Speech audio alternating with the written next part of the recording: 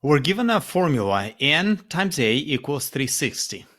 The measure a in degrees of an exterior angle of a regular polygon is related to the number of sides n of the polygon by the formula above. If the measure of an exterior angle of a regular polygon is greater than 50, what is the greatest number of sides it can have? Let me start off by saying that it's very important not to be intimidated by problems that do not seem to be straightforward. In this case, a good first step is to set up the problem. Let's write down n times a equals 360 as provided. Referring to the text, we're told that a is the measure in degrees of an exterior angle, and n represents the number of sides of the polygon. Let's write accordingly the notes. Reading the question, if the measure of an exterior angle of a regular polygon is greater than 50, what is the greatest number of sides it can have? We are asked to assume that a, the angle, is more than 50, and we need to solve for the greatest number of sides. Since our main interest is in n, let's isolate it. And the best way to do it would be to divide both sides of the equation by a. What we receive is the formula of n equals 360 divided by a.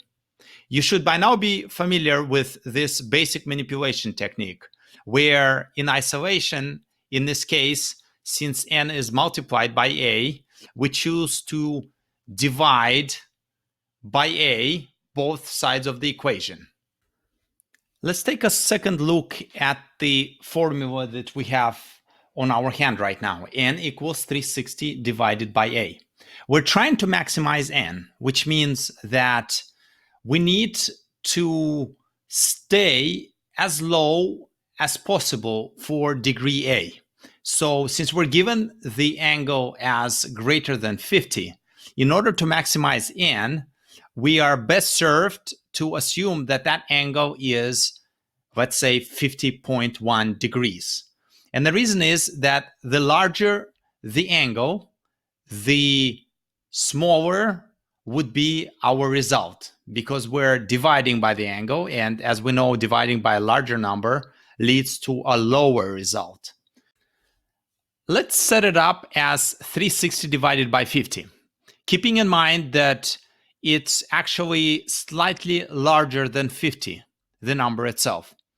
And we need to understand that the result that we get, we only care about the full number, a whole number, so to say. So for example, if our result is 7.2, the largest number of sides would be 7. The next highest number would be 8, and the one below would be 6, because we cannot have 7.2 as the number of sides. Looking at 360 divided by 50, we can pretty safely assume that the answer should be somewhere between 7 and 8, because 7 times 50 would be 350. So 350 divided by 50 would be 7, and 400 divided by 50 would be 8. Our number falls between these two numbers, so we can safely know that the answer has 7 and then decimal points. In this case, it's 10 over 50 as a remainder, or 7.2. Since we don't really care about the decimals, since a polygon has a whole number of sides, it either has 7 or it has 8 sides, or 6 for that matter, our answer is 7. Answer choice C.